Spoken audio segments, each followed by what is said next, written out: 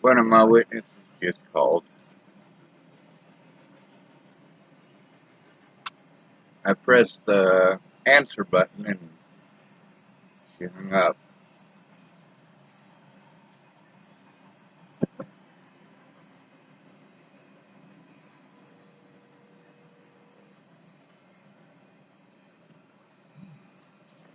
Hey, Sean, what are you doing? I'm listening to a train go by. Yeah, you're a little close, aren't you? Yeah, I am. Do you have some headphones that play music? Do I have what? Oh, I was thinking of those DeWalt. I got a DeWalt headphone noise blocker that also plays FM/AM. But it needs some kind of antenna or something because you can't pick up the good stations, you know. You can pick up maybe 3 stations while you're mowing the lawn or something. Yeah, I got uh,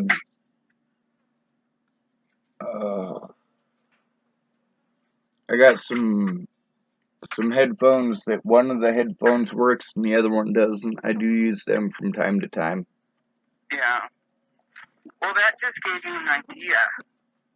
Can I pay you $10 an hour to mow with a riding lawnmower and headphones and, you know, whatever you want? Um, Sometime. It doesn't have to be I now. I know I you're think busy, I can but ride a riding lawnmower. I'm fairly no, certain. we have a riding lawnmower. We also have a push lawnmower. We also have a weed whacker trimmer thing that's electric. And oh, now I got one that I don't know. They're good, but yeah, I just haven't mowed the lawn. And my brother Steve said, "Well, you do kind of need to mow the lawn." And I go, "It just hasn't been a priority for me." He goes, "Yeah, I know, but it makes the place look better. Like somebody lives here." And I go, "Oh, trust me, they could tell somebody lives here. Loud music, people in the yard, you know, vehicles scattered all over with the doors open. They kind of know somebody lives here." Okay. Hey, I hired a hired man named Rowdy. Because Wendell, they need work, and they're just exactly what I need, and they're honest. It's a couple, and they both love horses and cows, and he's a cowboy. Very cool. I imagine she's a cowgirl and a junk hunter. She's a treasure finder, and she's a, yeah, and they cleaned up Wendell's farm, and they can do the same here, and, you know, Rowdy will just be the hired hand, and he'll do stuff I don't know how to do, probably without even telling me that he did it. Well, Oh, yeah, cool, everything's working out so well, but yeah, when I get to Chapel next, and it might be today. Oh man, so much happened yesterday. I can't believe it. I left my phone at home. I think I told you that. I saw Chris Kurth again. You what? I saw Chris Kurth again. Where was he at? He was down here in Chapel, right next door to where my trailer is. What was he doing?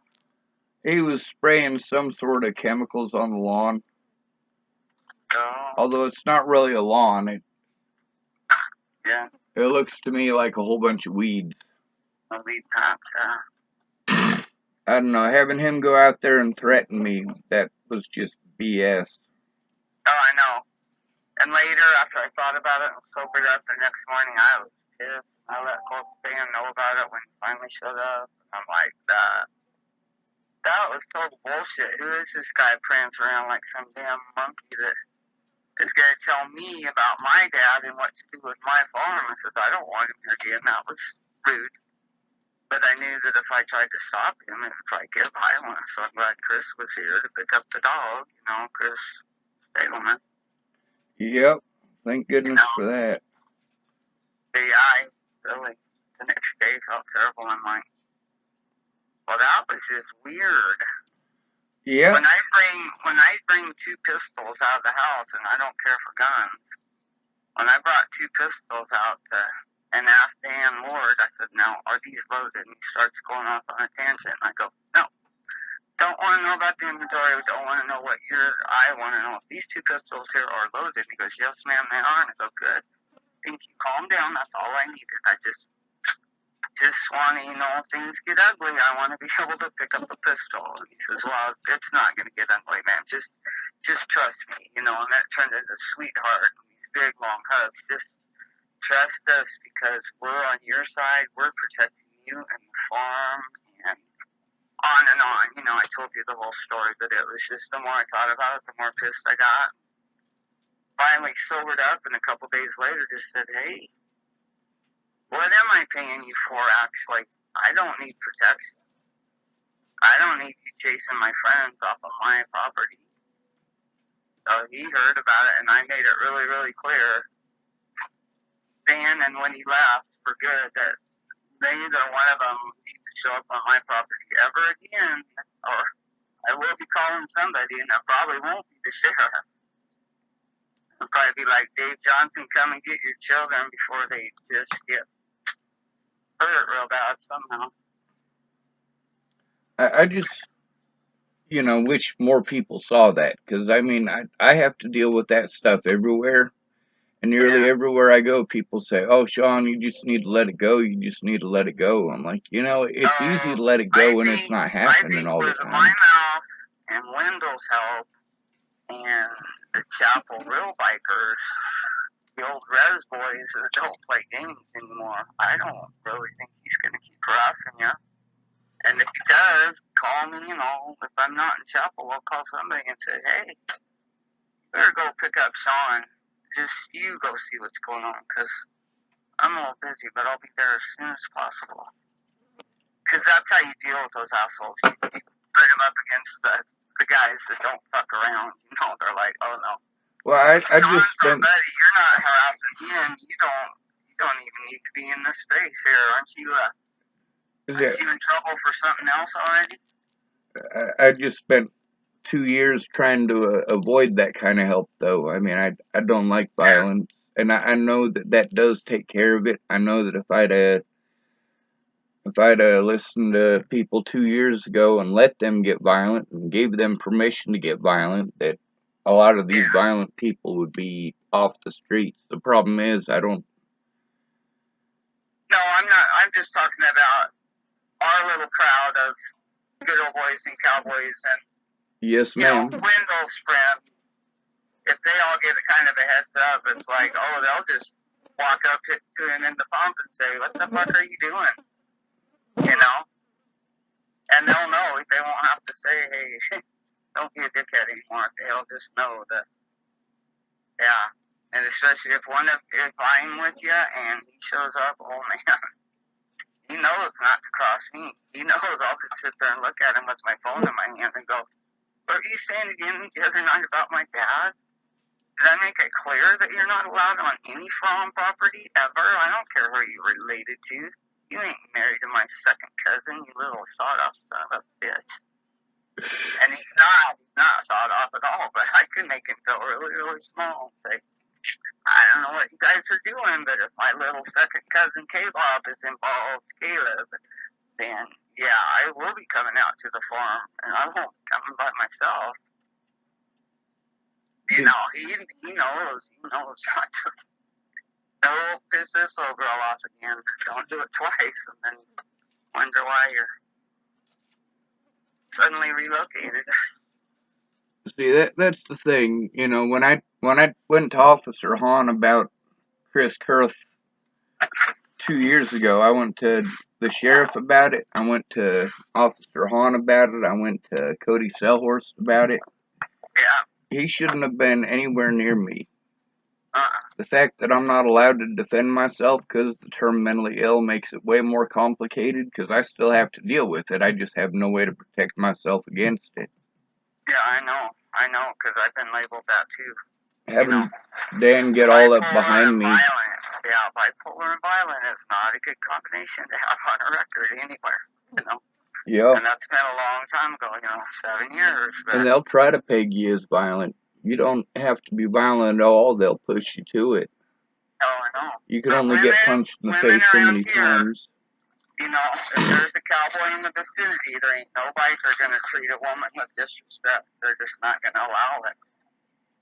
So that's why it's good to have cowboy friends, because They don't tolerate them bikers much. They kind of laugh at them secretly, especially if they are wearing one spur or something. That always makes them want to get out the rope and rope a biker. See if he could stand up with one spur. Yeah. No, they're just good old boys. They're just, and so is Wendell. Wendell's not really a cowboy, but he's a red boy. He's an old hippie.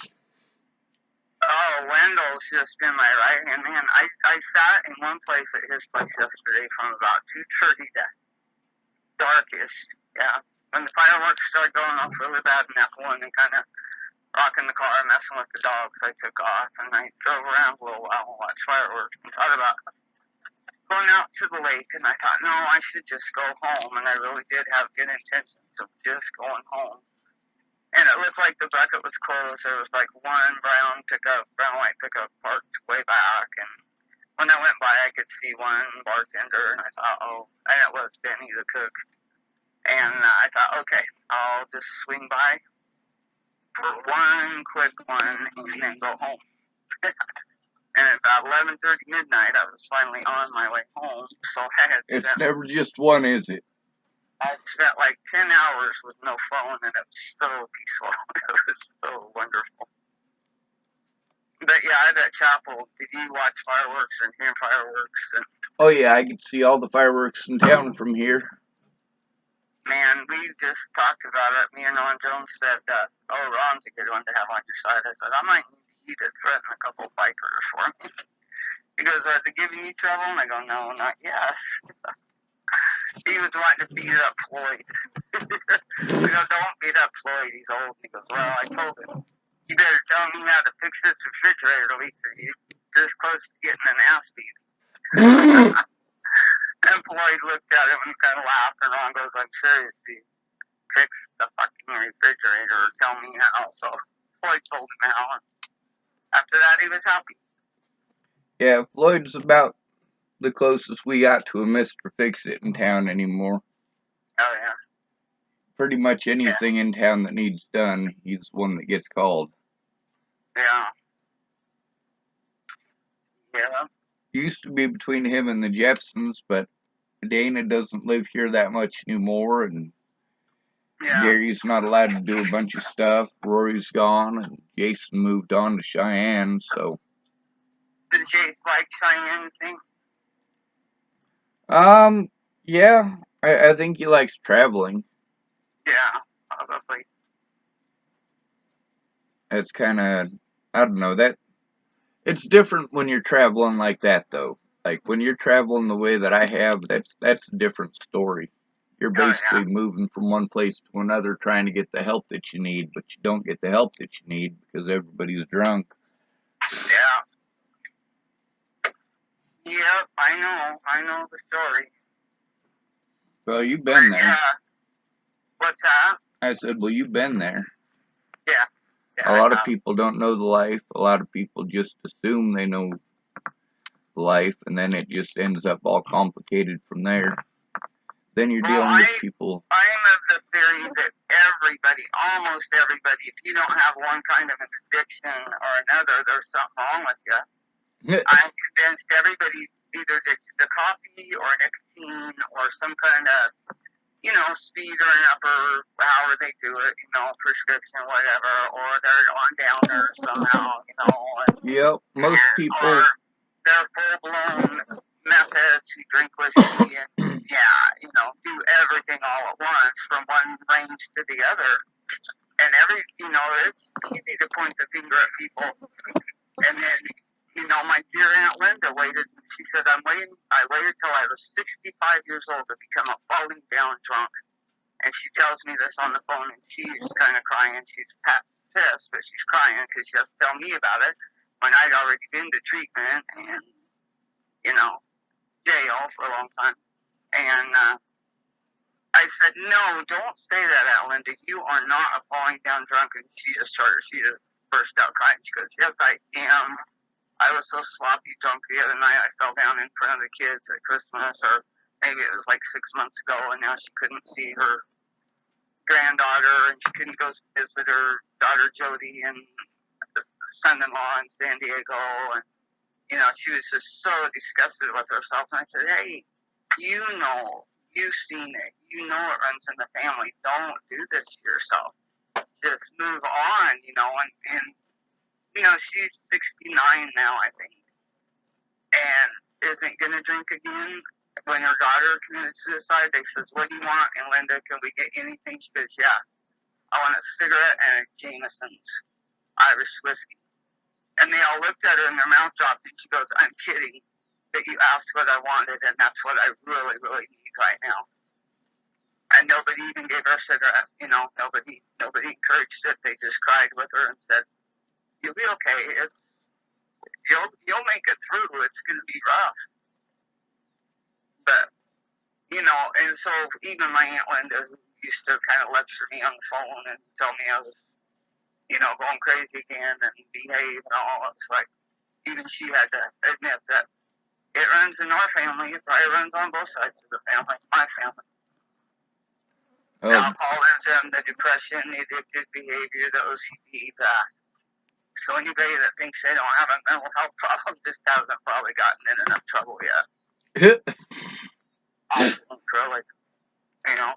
Or they're just a naturally calm, peaceful person, and they might chew tobacco, or they might not. They might chew gum, they might not. They might just drink water. I've got a little cousin that is pure as snow. She's beautiful. She's about 30-something, early 30s maybe.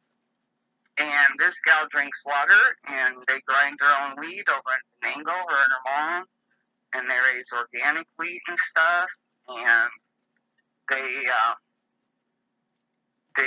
just have a healthy life. And I don't think this little girl has ever touched drugs.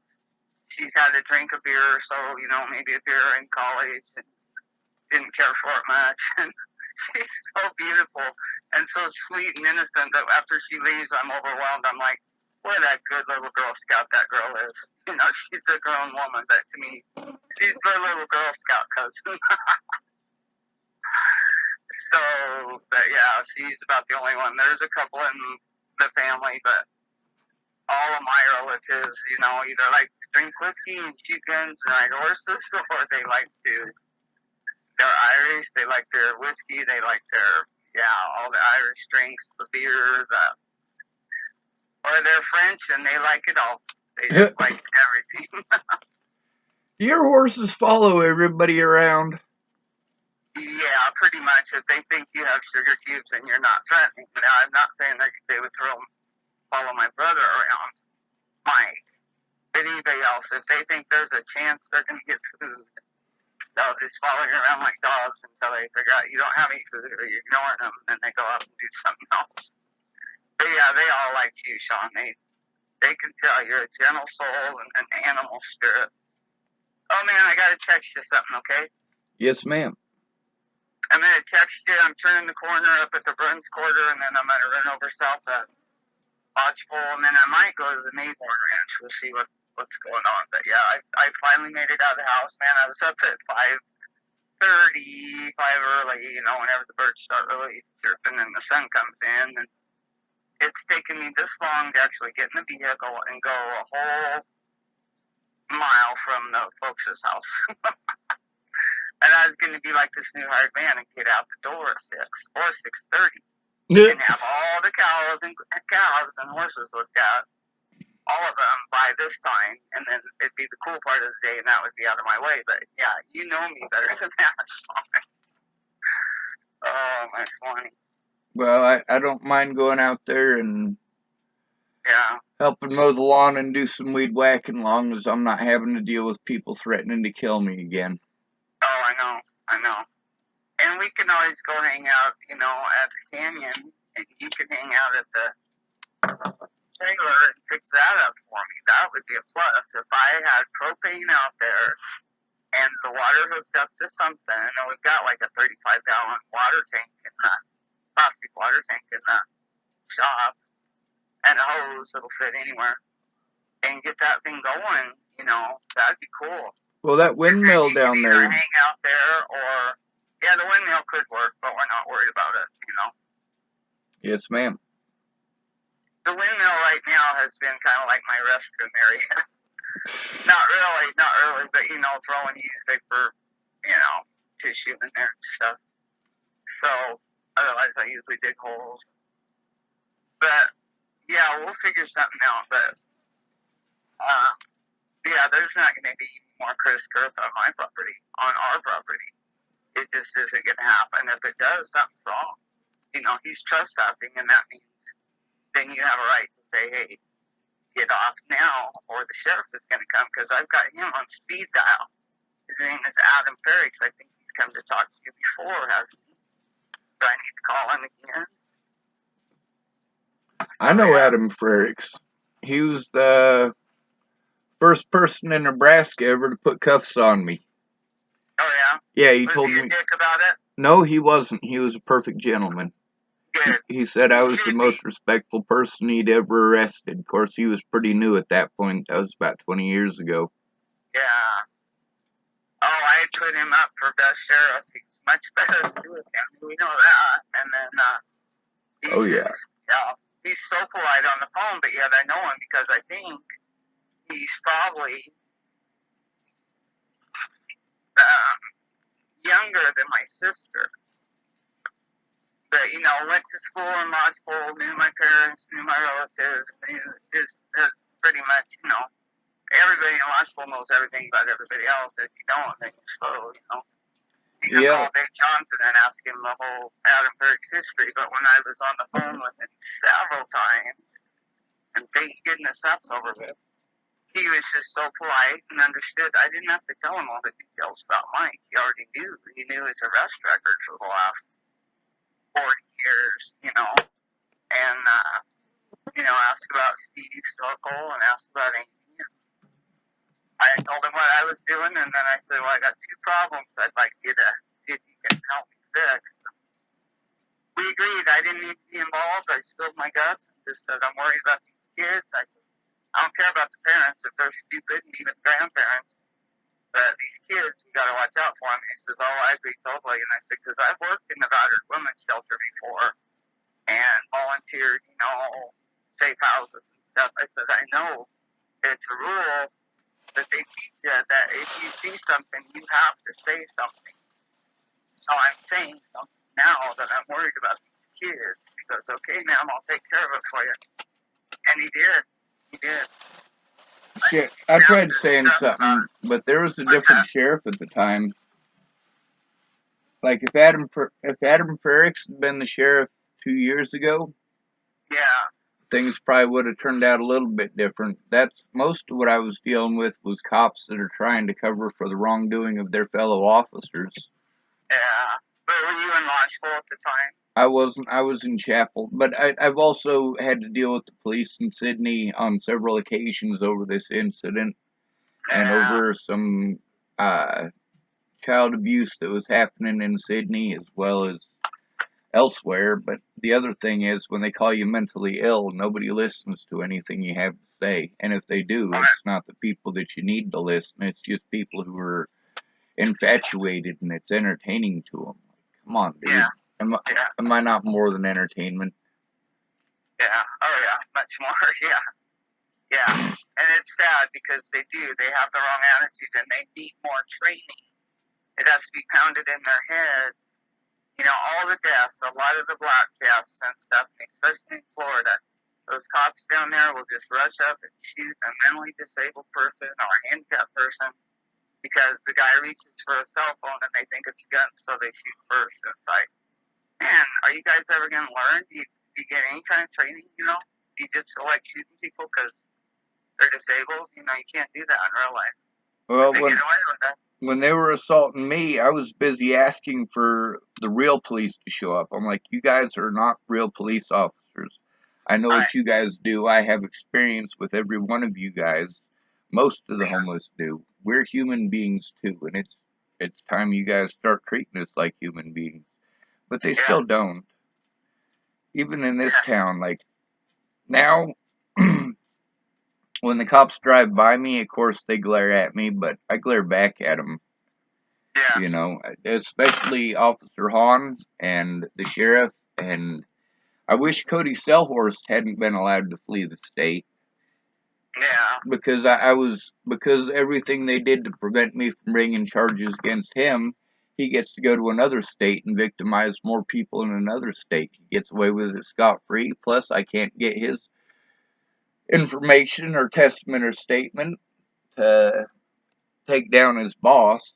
And now we've got all these new guys that are like, oh well, I'm new, so I'm not gonna do anything, wrong. I'm here for the people. I'm here for the constituents and so on. But then when I gotta let you go. My little buddy's here, and I haven't seen him for a long time. He's not little anymore.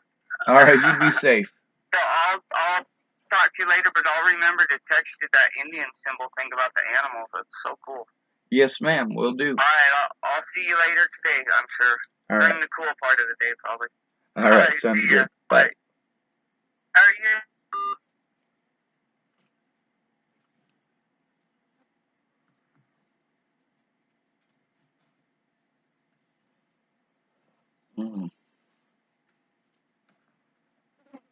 Yeah, I wasn't there for the whole gun part, but I got to hear about it from like 3 other people.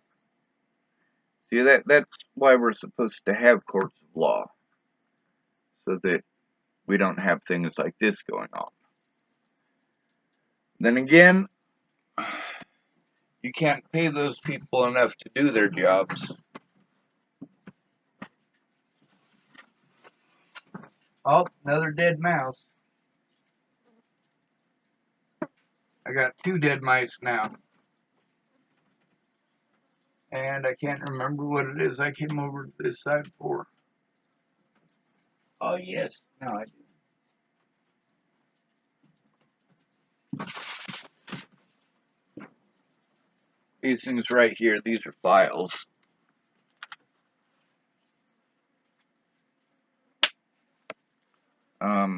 Using them to work on a project.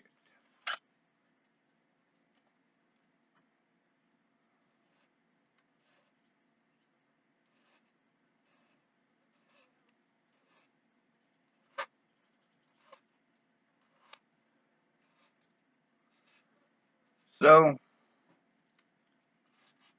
I don't know, this stuff is getting out of hand before Natalie was killed. People kept saying, you need to get help, you need to get help. I was trying to get help. I tried the police. I tried Natalie. I tried her sister. I tried Maddie. I tried our mutual friends. I needed help getting this shit to stop. But then, all those people who promised to help and didn't keep their word, after Natalie died, they changed their tune entirely. Yeah, what a good friend you are. You don't bother to find out what's going on. You just assume that I must be wrong because I'm retarded. See, people didn't treat me like that when they didn't know I was autistic. Why'd you hide the fact that you're autistic from everybody else? Well, you see how I'm treated, right? That's a pretty goddamn good reason not to be going around telling people. It doesn't matter how intelligent you are. People just gonna assume that you're retarded, and, well, you gotta find a way to deal with it.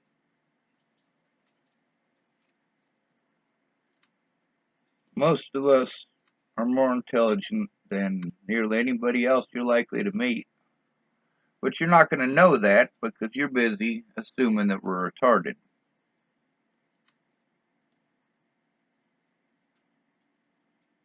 Huh. Made it fit. Isn't that cool looking? It's just a washer.